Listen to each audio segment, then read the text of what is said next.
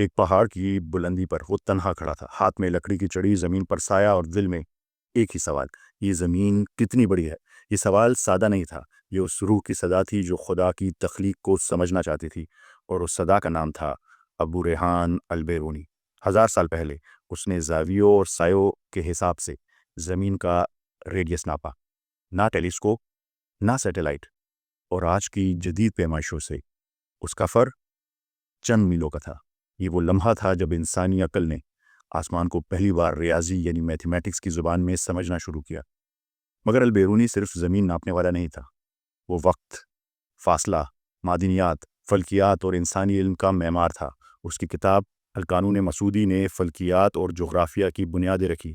یہی وہ کتاب ہے جس کے اصولوں پر بعد کے سائنسدانوں نے زمین کی حرکت اور کشش ثقل یعنی گریویٹی کو سمجھا۔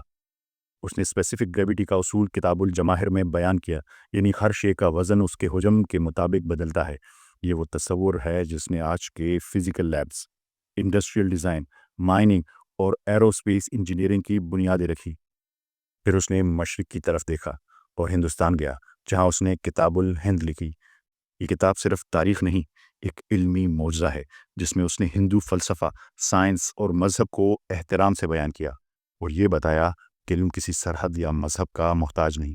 اس نے کہا تھا سچائی تک پہنچنے کے لیے انسان کو اپنے تعصب سے اوپر اٹھنا ہوگا، اور یہی اس کا سب سے بڑا سبق تھا کہ علم صرف اس دل میں اترتا ہے جو کھلا ہو، بغیر تعصب کے ہو۔ کہا جاتا ہے کہ البیرونی نے 146 سے زائد کتابیں لکھی، فلکیات، ریاضی، تاریخ، مذہب، طبیعت۔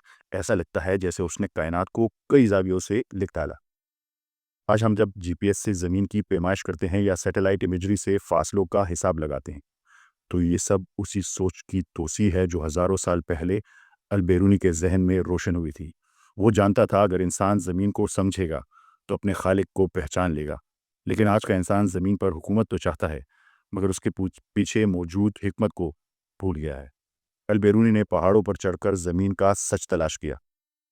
تم اگر چاہو تو علم کی بلندیوں پر چڑھ کر امت کا راستہ تلاش کر سکتے ہو۔ یاد رکھو، قرآن کریم کا پہلا حکم اقرا تھا، اور البیرونی نے ان لوگوں میں سے شامل ہوا جنہوں نے اس حکم کو زندہ کیا۔ شاید اب وقت آ گیا ہے کہ یہ مشعل تمہارے ہاتھ میں ہو۔ یہی بیداری دا اویکننگ سیریز کا مقصد ہے، سوئی امت کو جگانا تاکہ وہ پھر سے علم کو عبادت اور تحقیق کو مقصد بنا لے۔ آپ سب کی سماعتوں کا بہت شکریہ۔ اس ویڈیو کو شیئر کرنا مت بھولیے گا۔ ملتے ہیں اگلی قسط میں۔ اللہ حافظ۔